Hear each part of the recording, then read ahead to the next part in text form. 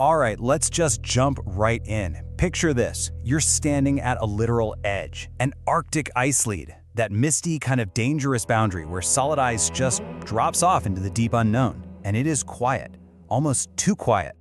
And then you hear it. This low, unsettling hum that seems to vibrate right up through the soles of your feet. Standing there, your survival depends completely on one thing: understanding what kind of game you're in. Is that sound a story trying to lure you in, or is it physics lining you up for an attack? See, in this situation, you've got two very different apex predators in play. From Inuit folklore, you have the Qalupalik, a creature that hunts using psychology. And from the Cretaceous period, you have the Mosasaurus, a hunter that's all about pure, cold physics. Today, we're going to treat them both as our survival instructors. So let's start with the lure, the one that messes with your head. Let's talk about the Qalupalik. And wow, the descriptions of this thing are genuinely chilling. This isn't just some vague boogeyman. The details are really specific and pretty grotesque. We're talking green, slimy skin, long, stringy hair, and these impossibly long fingernails. All classic horror stuff for sure, but there's one detail that's designed to hook right into your brain. And that detail is the amounti.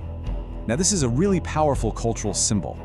An amounti is a traditional Inuit parka, and it has this large pouch on the back for carrying a baby. It's a symbol of motherhood, of warmth, of safety. But the Qalupalik, it wears one. And in doing so, it just flips that symbol completely on its head, turning a sign of protection into the trap itself. So you have to ask, why that specific image? Well, it's because this myth isn't just trying to scare you, it's actually a tool for survival, a safety mechanism. You can think of this whole story as a kind of cultural guardrail, right? It's designed to stop curious kids from wandering out onto thin ice where the real danger lies. And its main weapon? Sound. It's an acoustic trap. The lore describes it as either this weird, kind of ethereal humming, or sometimes a really high-pitched, shrill sound. But the goal is always the same: to paralyze you with confusion, or even worse, to draw you in, step by step, right to that dangerous edge. And this is where the myth gets really clever, because it's actually baking in some real-world physics here. You see, low-frequency sounds, like a hum, travel an incredibly long way through water, and crucially, through thin ice.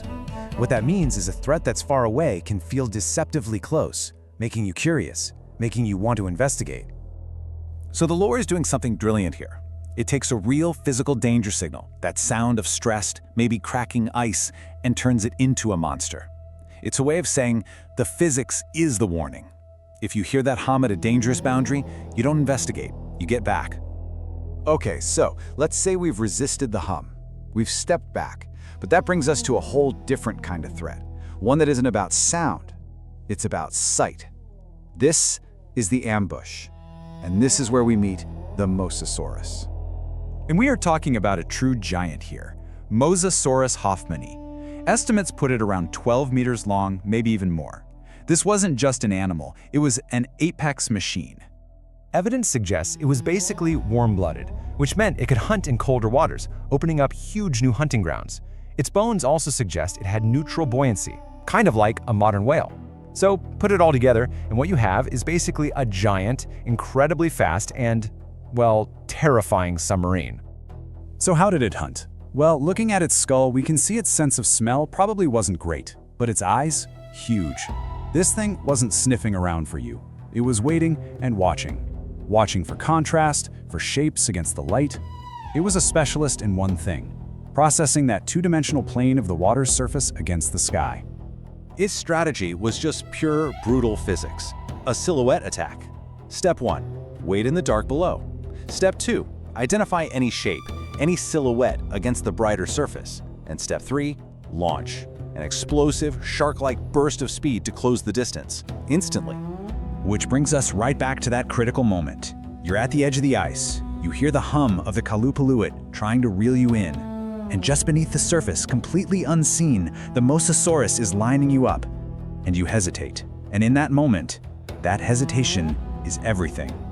Let's just break this down. The Qalupalik uses what you could call cognitive asymmetry. It gives you a confusing signal, the hum, and a familiar but twisted symbol, the amounti, to attack your judgment. The Mosasaurus, on the other hand, uses geometric asymmetry.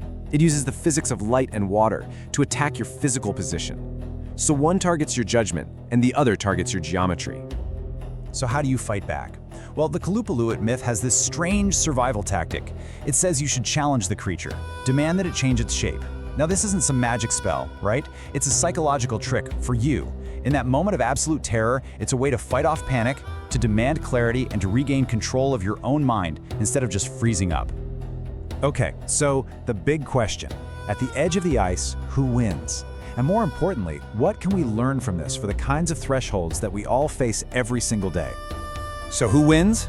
Well, it all comes down to the kind of mistake you make. The Qalupalik wins if you don't recognize the lure. If your own curiosity pulls you toward that dangerous edge, well, your bad judgment got you. But the Mosasaurus wins if you simply expose yourself. If you are silhouetted against the light, physics takes over. Reality doesn't care about your judgment. It just punishes bad positioning. So, survival here really just boils down to a simple two-step process. First, recognize the signal. That hum means danger. Full stop. You retreat. Second, understand the geometry of your situation. You back away from that edge to break up your silhouette. Don't get lured in and don't get exposed. Simple as that. Now, you might be thinking, I'm not on an Arctic ice floe, but we all face these kinds of thin edges all the time. Think about the financial market, or the endless stream of social media notifications, those urgent news headlines, or maybe some confusing political claims. These are all thresholds where what's real can get pretty murky. That hum from the Qalupalik, that is today's notification ping. It's the personalized ad that feels like it's reading your mind. It's that urgent headline. They're all engineered to grab your attention, to feel personal, and to pull you toward a threshold, to make you lean in and investigate. So I'll leave you with this question. The next time you feel that pull, that urgent, personalized signal trying to get your attention, what's your first instinct? Are you chasing the ping, leaning over the edge to see what's there? Or are you taking a second to check the ice under your own feet? And hey, if thinking about the raw physics of these ancient predators got your attention, you are definitely going to want to join us for our next explainer. We're diving way deeper into the world of this prehistoric hunter. Next time, Nature's Nightmare, Mosasaurus, sovereign of the inland seas. See you then.